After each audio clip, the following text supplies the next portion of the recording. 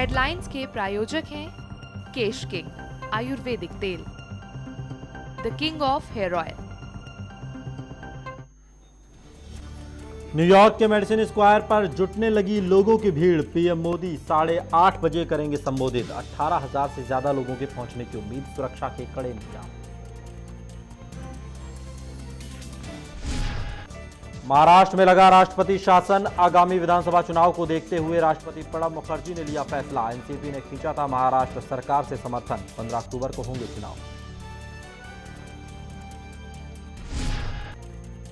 ओ पन्नीर सेल्वम बने तमिलनाडु के नए सीएम। एआईएडीएमके की विधायक दल की बैठक में लिया गया फैसला। तमिलनाडु सरकार में कैबिनेट मंत्री थे पन्नीर सेल्वम। कर्नाटक हाईकोर्ट में अपील करेंगी जयललिता। आय से अधिक संपत्ति केस में कल बेंगलुरु की विशेष अदालत ने सुनाई थी 4 साल की सजा। 100 करोड़ का भी लगाया था जुर्माना। और हरियाणा में नामांकन प्रक्रिया खत्म होते ही कांग्रेस ने तेज किया चुनाव प्रचार। सीएम हुड्डा ने केंद्र सरकार के अच्छे दिनों के जुमले पर ली चुटकी। जनता से पूछे सवाल, कहा कहां गए अच्छे दिन।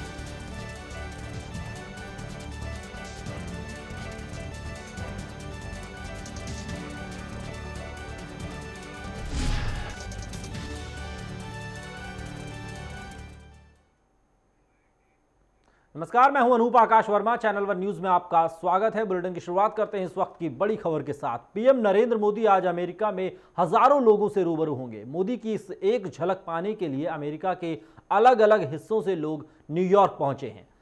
मोदी मशहूर मेडिसिन स्क्वायर में आज शाम 8:30 बजे हजारों अमेरिकी भारतीयों को संबोधित करेंगे। मोदी के भाषण को सुनने के लिए अमेरिकी सीनेटर और उद्योगपतियों की टीम भी मेडिसिन स्क्वायर पहुंच रही है।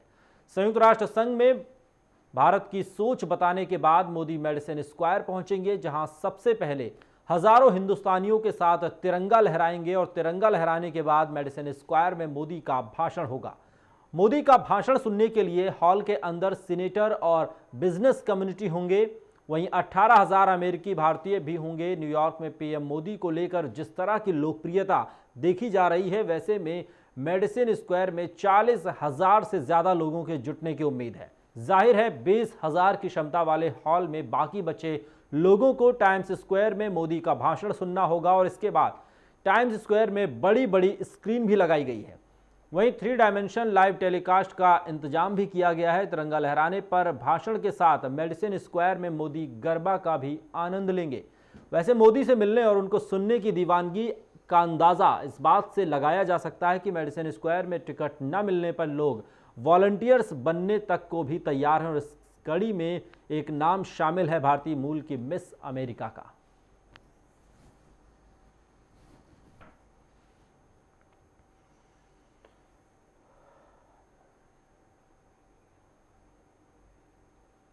और प्रधानमंत्री नरेंद्र मोदी ने संयुक्त राष्ट्र महासभा को संबोधित करते हुए अपने भाषण से समा बांध दी। पहली बार यूएन को संबोधित करते हुए उन्होंने कई मुद्दों पर खुलकर बात की। हमारे अपने क्षेत्र में आतंकवाद के अस्थिरताकारी खतरे से जूझना जारी है। हम पिछले 4 दशक से इस संकट को झेल रहे हैं। आतंकवाद नए नए रूप और नाम से प्रकट होता जा रहा है। इसके खतरे से छोटा या बड़ा, उत्तर में हो या दक्षिण में, पूरब में हो या पश्चिम में, कोई भी देश मुक्त नहीं है। बाढ़ से पीड़ित कश्मीर के लोगों को सहायता देने पर ध्यान देना चाहिए, जो हमने भारत में बड़े पैमाने पर आयोजित किया है। और इसके लिए भारत में कश्मीर, उसी का ख्याल रखने पर हम रुके नहीं हैं। हमने पाकिस्तान को भी कहा, क्योंकि उस क्षेत्र में भी बाढ़ का असर था। हमने उनको भी कहा कि हम जिस प्रकार से कश्मीर में बाढ़ पीड़ितों की सेवा कर रहे हैं, हम पाकिस्तान में भी उन बाढ़ पीड़ितों की सेवा करने के लिए हमने सामने से प्रस्ताव रखा था। भारत अपनी प्रगति के लिए एक शांतिपूर्ण और स्थिर अंतर्राष्ट्रीय वातावरण की अपेक्षा करता है। हमारा भविष्य हमारे पड़ोस से जुड़ा हुआ है। इसी कारण मेरी सरकार ने पहले ही दिन से पड़ोसी देशों से मित्रता और सहयोग बढ़ाने पर पूरी प्राथमिकता दी है और पाकिस्तान के प्रति भी मेरी यही नीति है। अपार संभावनाओं से समृद्ध महादेश लैटिन अमेरिका स्थिरता एवं समृद्धि में साझा प्रयास में एकजुट हो रहा है। यह महादेश विश्व समुदाय के लिए एक महत्वपूर्ण आधार स्तंभ सिद्ध हो सकता है। मैं पाकिस्तान से मित्रता और सहयोग बढ़ाने के लिए पूरी गंभीरता से शांतिपूर्ण वातावरण में बिना आतंक के साये के साथ द्विपक्षीय वार्ता करना चाहता हूं, लेकिन पाकिस्तान का भी यह दायित्व है कि उपयुक्त वातावरण बनाए और गंभीरता से द्विपक्षीय बातचीत के लिए सामने आए। और पीएम नरेंद्र मोदी ने संयुक्त राष्ट्र संघ को संबोधित करते हुए कई अहम मुद्दों को छुआ, लेकिन उन्होंने कुछ ऐसे मुद्दे भी छुए जो अपने आप में काफी महत्वपूर्ण हैं। आइए हम पीएम मोदी की उन 10 अहम बातों पर रोशनी डालते हैं जो उन्होंने यूएनओ में अपने संबोधन के दौरान कही।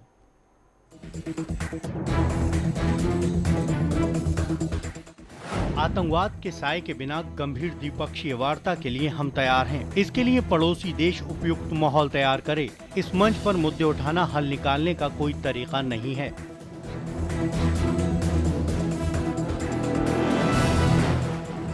पीएम मोदी ने आतंकवाद और उग्रवाद के खिलाफ कड़ा रुख अपनाते हुए इसके खिलाफ ठोस अंतर्राष्ट्रीय कोशिश करने की वकालत की। मोदी ने बराक ओबामा के गुड एंड बैड टेररिज्म पर निशाना साधा। संयुक्त राष्ट्र के जरिए अंतर्राष्ट्रीय आतंकवाद के खिलाफ व्यापक संधि करने पर जोर दिया। हमें एक वास्तविक अंतर्राष्ट्रीय साझेदारी की जरूरत है। भारत विकासशील विश्व का हिस्सा है, लेकिन हम अपने सीमित संसाधन उन देशों के साथ साझा करने को तैयार हैं जिन्हें इस सहायता की उतनी ही जरूरत है जितनी की हमें है। कोई एक देश या देशों का समूह विश्व की दिशा को तय नहीं कर सकता है। इसके लिए वास्तविक अंतर्राष्ट्रीय साझेदारी होनी चाहिए। हमें देशों के बीच वास्तविक बातचीत और साझेदारी की जरूरत है।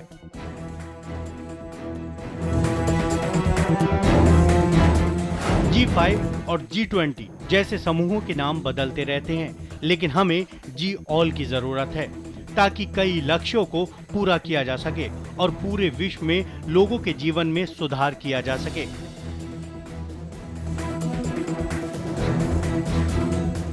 निंदक होना और ये कहना आसान है कि कुछ नहीं बदल सकता, लेकिन हम ऐसा करते हैं तो हम अपनी जिम्मेदारियों से भागते हैं और हम अपने सामूहिक भविष्य को खतरे में डालते हैं।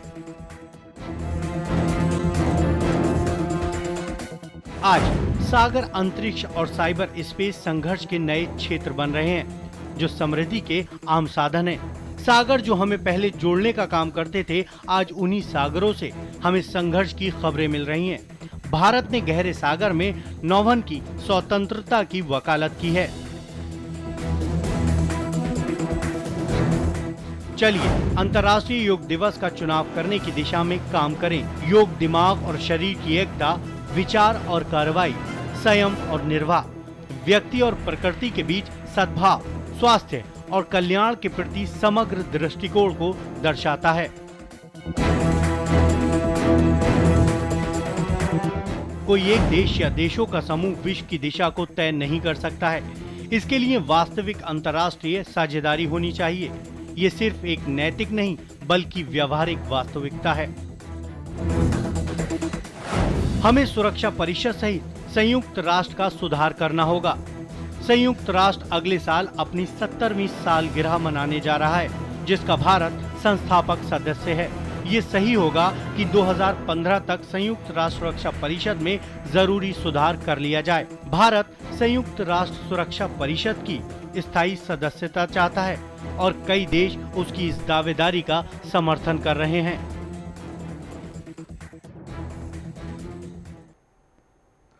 प्रधानमंत्री नरेंद्र मोदी ने जहां भी जाते हैं एक अलग ही पहचान बना लेते हैं और हाल ही में अमेरिका में भी कुछ ऐसा ही देखने को मिला।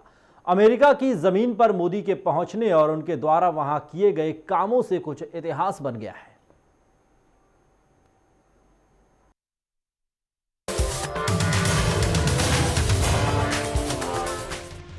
प्रधानमंत्री नरेंद्र मोदी का मिशन अमेरिका जारी है।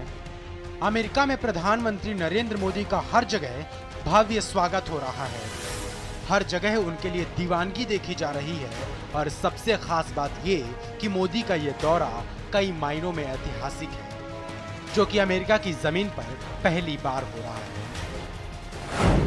अमेरिका में पहली बार नरेंद्र मोदी अमेरिका में पहली बार सबसे बड़ी यात्रा करने वाले राष्ट्र प्रमुख हैं। इसके अलावा कोई शासन अध्यक्ष मेडिकन स्क्वायर गार्डन से दुनिया को लाइव संबोधित पहली बार करेगा। वहीं पहली बार भारतीय समुदाय अमेरिका में इस तरह सड़कों पर उतरा है। इसके अलावा पहली बार किसी प्रधानमंत्री ने कॉरपोरेट हस्तियों से 1-to-1 किया। पहली बार किसी भारतीय प्रधानमंत्री के विरुद्ध उनकी न्यूयॉर्क में मौजूदगी के दौरान अदालत ने उनको समन जारी किया।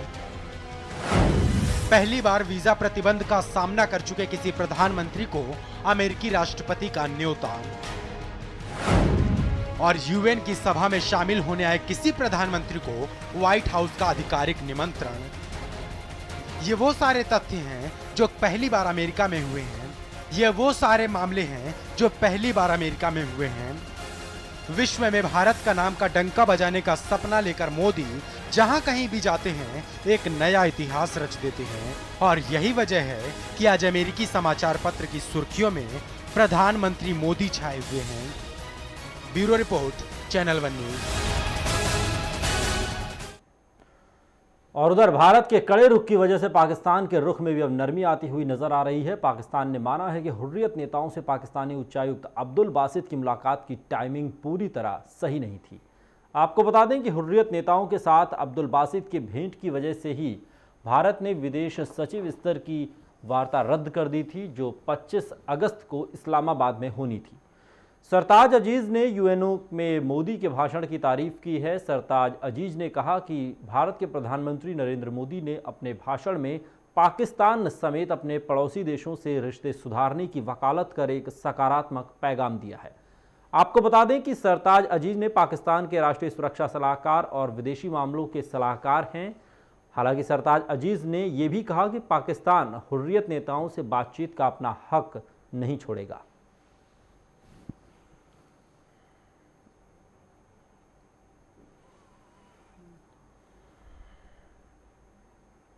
और जेल में बंद एआईएडीएमके सुप्रीमो जे जयललिता के वकील उनकी जमानत के लिए सोमवार को कर्नाटक उच्च न्यायालय जाएंगे। जयललिता के वकील उन्हें दोषी ठहराए जाने और आय से अधिक संपत्ति के मामले में सजा सुनाने के आदेश पर रोक लगाने की मांग करने के संबंध में रणनीति को अंतिम रूप दे रहे हैं। जयललिता के वकील बी कुमार ने कहा कि हम कल कर्नाटक उच्च न्यायालय में जमानत की याचिका दायर करेंगे। एक दिन पहले ही विशेष अदालत ने जयललिता को 4 साल कारावास की सजा सुनाई थी, जिसके बाद उन्हें विधायक के रूप में अयोग्य करार दे दिया गया। बहरहाल इस पर मंगलवार को सुनवाई हो सकती है और जब अवकाश पीठ का सुनवाई करने का कार्यक्रम है, क्योंकि उच्च न्यायालय 29 सितंबर से 6 अक्टूबर तक छुट्टी पर रहेगी।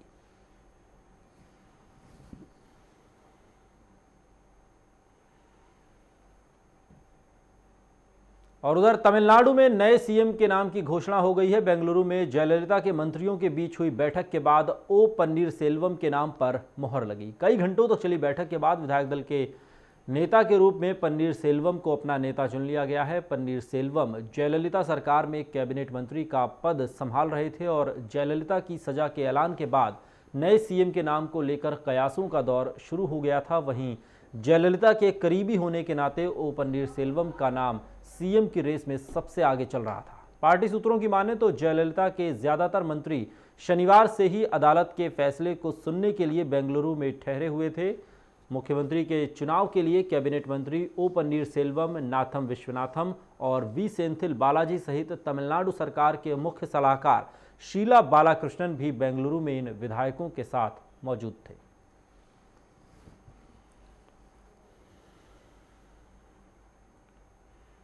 और महाराष्ट्र में राष्ट्रपति शासन लगा दिया गया है। आपको बता दें कि राष्ट्रपति प्रणब मुखर्जी ने महाराष्ट्र में राष्ट्रपति शासन के आदेश पर दस्तखत किए हैं।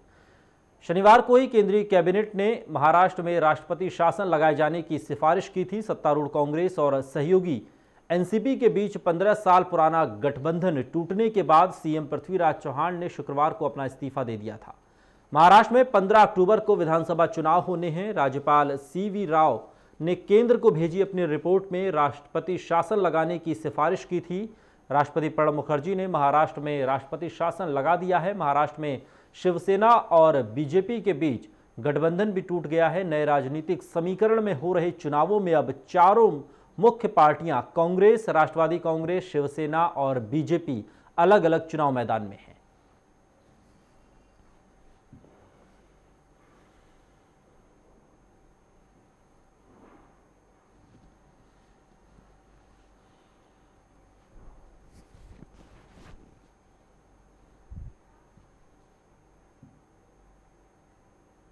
और यहां रुकेंगे एक बहुत छोटे ब्रेक के लिए। जल्द लौटते हैं कुछ और खबरों के साथ।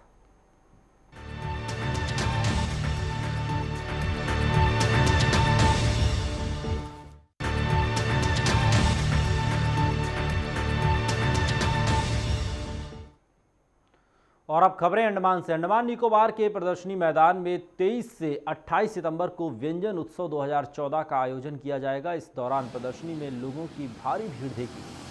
लोगों ने यहां विभिन्न राज्यों के पकवानों का खूब आनंद लिया। इस व्यंजन उत्सव में विभिन्न राज्यों के सांस्कृतिक संघों के अलावा अंडमान निकोबार द्वीप समूह के स्थानीय समुदायों के द्वारा भी अपनी पारंपरिक पकवानों के साथ साथ खानपान के स्टॉल लगाए गए। इस उत्सव का उद्देश्य स्थानीय निवासियों के बीच विभिन्न राज्यों के पकवान और संस्कृति को लोकप्रिय बनाने के अलावा लोगों का मनोरंजन करना भी है। व्यंजन उत्सव में इस वर्ष आंध्र प्रदेश, तमिलनाडु, गुजरात, महाराष्ट्र, उत्तर प्रदेश और पंजाब राज्यों का इस द्वीप समूह में प्रतिनिधित्व करने वाले संघों और संगठनों ने अपने अपने स्टॉल लगाए। इस उत्सव में स्थानीय समुदाय का प्रतिनिधित्व करते हुए अंडमान मोपला और लोकल बॉर्ड एसोसिएशन भी अपने अपने व्यंजन स्टॉल लगाए।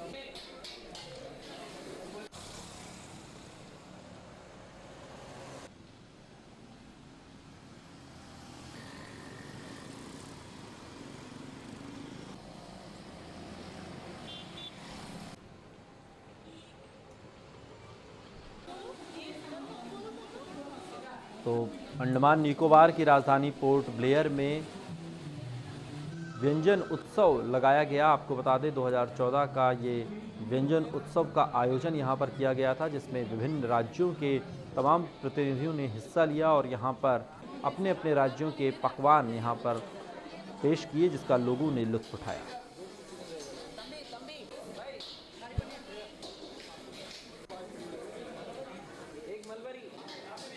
सब टीनेजर्स हैं, स्टूडेंट, तो इन लोग चाहते हैं कि यस मतलब हमें पता चल गया था कि हमें फर्स्ट प्राइज़ करना है, तो इसके बीच हमें बहुत जुनून था। लेकिन अभी मतलब बहुत दुख पहुंचा सबको कि मतलब ये नहीं होगा यार, बहुत मतलब चोट पहुंची है। स्पेशली जो कि फर्स्ट ईयर है, जो कि दिन रात मेहनत कर रहे हैं, स्पेशली मतलब फर्स्ट ईयर और सेकेंड ईयर। चलो हम तो थोड़े से एडल्ट हुए हैं, लेकिन इन लोगों को बहुत हर्ट हुआ है। एक्चुअली मैं आईपीएनटी से रिक्वेस्ट करना चाहूँगा कि मतलब अगर फ्यूचर में ऐसा हो तो प्लीज़ ये सब चीज़ को देखें और ये सब ना करवाएं।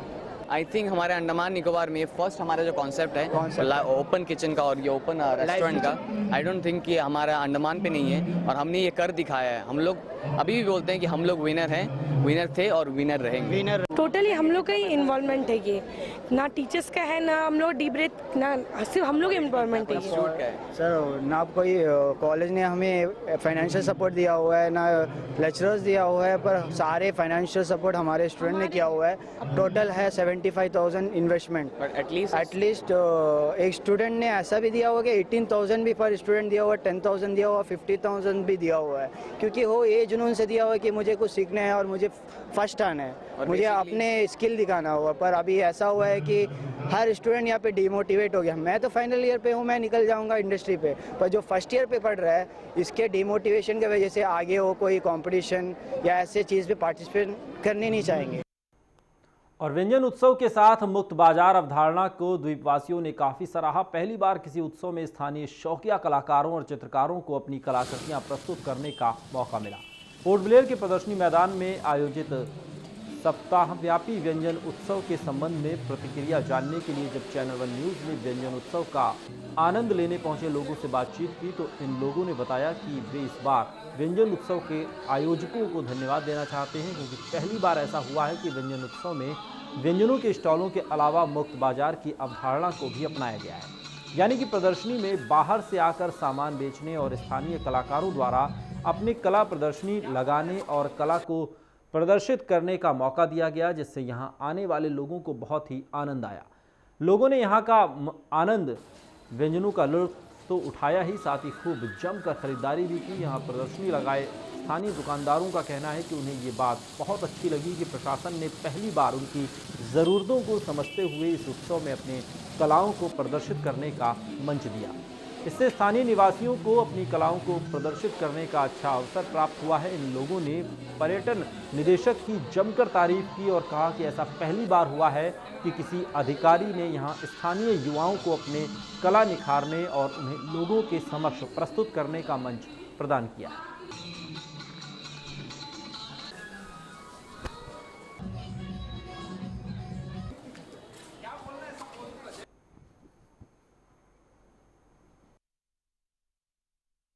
इसके अंदर जो जो अपने टैलेंट को लाके यहाँ शो कर पाए, लोगों को एक दूसरे को आदान प्रदान किए, काफ़ी अच्छा रहा और इतना अच्छा रहा कि इसे एक्सटेंड करना पड़ा एक दिन। इसके लिए मैं टूरिज्म डिपार्टमेंट को थैंक्स कहना चाहूँगा कि उन्होंने ये मौका दिया कि वाकई में ऐसे कलाकारी को भी आप लाके दिखा सकते हो। जैसे आप यहाँ फोटो पे देख सकते हो, यहाँ पे पेंटिंग का देख सकते हो।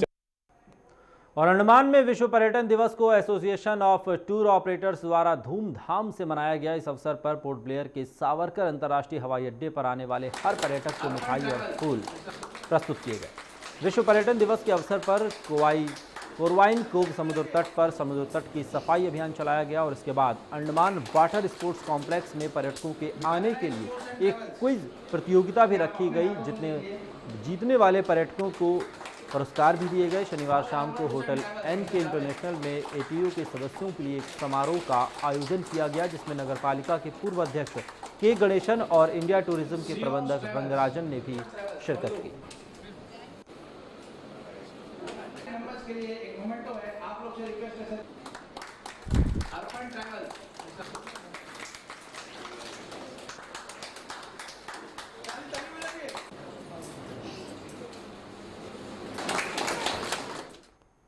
और इस बुलेटिन में फिलहाल मेरे साथ इतना ही। लगातार खबरों में अपडेट के लिए आप बने रहिए चैनल वन न्यूज़ के साथ। नमस्कार।